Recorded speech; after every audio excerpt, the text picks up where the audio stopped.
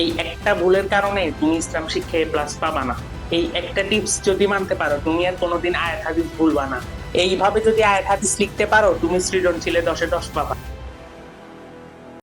আসসালামু আলাইকুম সবাইকে, আমি মোহাম্মদ জাহাদুল ইসলাম। বর্তমানে পড়াশোনা করছি ঢাকা রেসিডেন্সিয়াল মডেল কলেজে, ইন্টার ফার্স্ট ইয়ারে। আমি এসএসসি দিয়েছিলাম, এসএসসি 25 ব্যাচ থেকে 26। তোমরা ইসলাম শিক্ষায় সব থেকে বেশি যে প্রবলেমটা ফেস করো সেটা হলো আয়াত হাদিস। তোমাদের একটা জাতীয় সমস্যা, তোমরা আয়াত হাদিস মনে রাখতে পারো না। ঠিক সেম জিনিসটা আমার সাথে হইতো, আমিও ঠিক মতো আয়াত হাদিস মনে রাখতে পারতাম না। আমি একটা স্ট্র্যাটেজি শিখছিলাম যেটা আমাকে শিখাইছিলেন আমার মেন্টর ইফতিয়ার সাকিব ভাইয়া। এই স্ট্র্যাটেজিটা ফলো করে আমি আয়াত হাদিস ভালোভাবে মনে রাখতে পারছি আর এক্সাম হলে লিখে দিয়ে আসতে পারছি। এখন বলি আয়াত হাদিস কেন ইম্পর্টেন্ট। তুমি যদি সৃজনশীলে ভালো একটা মার্কস তুলতে চাও অবশ্যই তোমাকে আয়াত হাদিস লিখতে হবে। কারণ আয়াত হাদিস লেখা ছাড়া তুমি সৃজনশীলে খুব একটা বেশি নাম্বার পাবা না। হ্যাঁ পাবা, 7-8 পাবা, কিন্তু তুমি যদি আয়াত হাদিস অ্যাড করো তুমি সৃজনশীলে 9-10 নাম্বারও পাবা। তো আজকে আমি তোমাদেরকে এমন কিছু স্ট্র্যাটেজি শিখাবো যে স্ট্র্যাটেজি গুলো যদি ফলো করতে পারো তাহলে তুমি ইসলাম শিক্ষায় খুব ভালো একটা নাম্বার পাইতে পারবা। আর আয়াত হাদিস তোমার মুখস্থ করা নিয়ে কোনো প্রবলেম থাকবে না। আমি আজকে একটা ফাঁকিবাজি টেকনিক শিখাই দিব। এই টেকনিকটা ফলো করলে তুমি আয়াত হাদিস খুব ভালোভাবে মনে রাখতে পারবা। তোমরা যদি আয়াত হাদিসের সাজেশন পেতে চাও নিচে ডিসক্রিপশন আর কমেন্ট বক্সে থাকা লিংক থেকে আমার হোয়াটসঅ্যাপ চ্যানেলে জয়েন হয়ে যাই, ওখানে আমি আয়াত হাদিস নোটের পিডিএফটা তোমাদেরকে দিয়ে দিব। তো এবার আসি আয়াত হাদিস কিভাবে পড়লে আমরা ভুলবো না আর আমাদের মনে থাকবে। তোমরা কি করো, আয়াত হাদিস সবগুলা পড়তে চাও, তোমাদের প্রত্যেকটা টপিকে সবগুলা আয়াত হাদিস মুখস্থ করা লাগবে না। তোমরা প্রত্যেকটা টপিকে যদি একটা করে আয়াত হাদিসও মুখস্থ করে যাও তাহলে ইনাফ। তোমরা যারা চাও আরেকটু বেটার মার্কস পেতে, একেবারে 10-এ 10 পেতে, তাহলে আমি বলবো তোমরা 2টা করে আয়াত হাদিস মুখস্থ করো প্রত্যেকটা টপিক থেকে, তাহলে দেখবা যে তোমরা সৃজনশীলে 10-এ 10 পাচ্ছ।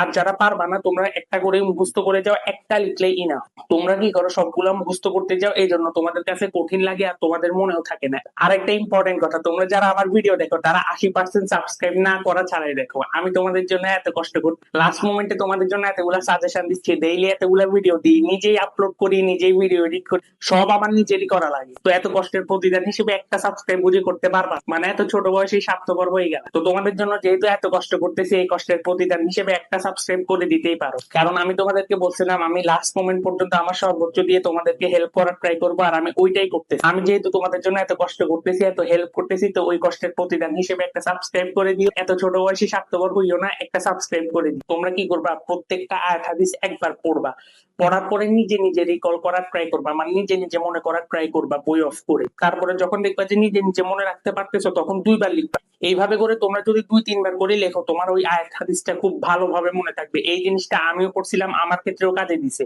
এখন তোমরা বলতে পারো ভাই এখন তো টাইম নেই, যথেষ্ট টাইম আছে, তোমাদের পুরো একদিন বন্ধ। তুমি যদি এই বন্ধটাকে প্রপারলি কাজে লাগো অবশ্যই এই কাজটা করা পসিবল। তুমি শুরুতে কি করবে, বই বন্ধ করে একবার রিকল করার ট্রাই করো। যখন দেখবা যে তোমার রিকল হইতেছে তখন তুমি খাতায় একবার লিখে ফেলবা, দেখবা যে ওই জিনিসটা আরো ভালোভাবে মনে থাকবে। এভাবে একবার করে 2বার করে যদি লিখতে পারো তোমার ওইটা খুব ভালোভাবে মনে গেঁথে থাকবে, তুমি আর ভুলবা না। এরকম করে প্রত্যেকটা টপিক থেকে একটা করে পড়ে ইনশাল্লাহ দেখবা যে সৃজনশীলে খুব ভালো একটা মার্কস পাবা। এবার আসি আয়াত হাদিস কিভাবে লিখলে তোমরা পরীক্ষায় ভালো নাম্বার পাইতে পারো। তো আমি বলি তোমরা কি করবা, আল্লাহ তাআলা বলেন, এরপরে একটা হাইফেন দিবা, হাইফেন দেওয়ার পরে পাশেই ওইটা লিখে দিও না, আবার তোমরা নিচে লাইনে লিখবে। এই জিনিসটা করার কারণে দেখবা যে তোমার খাতাটা অনেকটা গোছানো লাগে, আর স্যারদের ইমপ্রেশনও খুব ভালো হবে, দেখবা যে স্যাররা তোমাদেরকে নাম্বার দিচ্ছে। তোমরা কি করো, আল্লাহ তাআলা বলেন কিংবা রাসূল সাল্লাল্লাহু আলাইহি সাল্লাম বলেন, হাইফেন দিয়ে পাশেই লেখা স্টার্ট করো, ওইটা না করে নিচে দিয়ে লিখবা।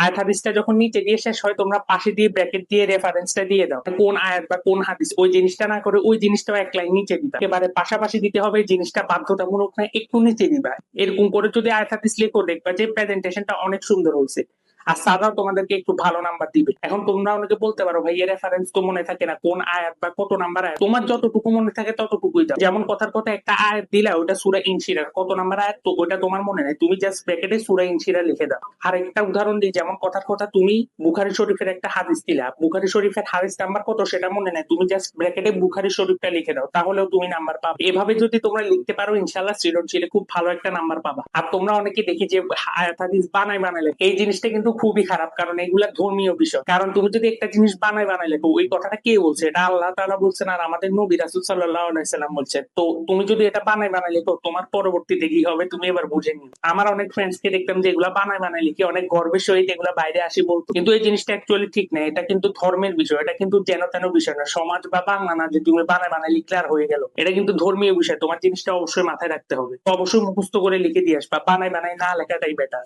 তুমি যদি না পারো তাহলে নাই দিবা, বানাই বানাই লেখার দরকার নেই। তো ভিডিওটা যদি সামারি করি, প্রত্যেকটা টপিক থেকে একটা করে মুখস্থ করার ট্রাই করবা, একবার পড়ে 2-3 বার লিখে ফেলবা, তাহলে তোমার ওই আয়াত হাদিসটা ভালোভাবে মনে থাকবে। আর 3 নাম্বার সব থেকে ইম্পর্টেন্ট কথা, চ্যানেলটাকে সাবস্ক্রাইব করে দিবা। দেখা হবে নতুন কোনো ভিডিওতে। টাটা।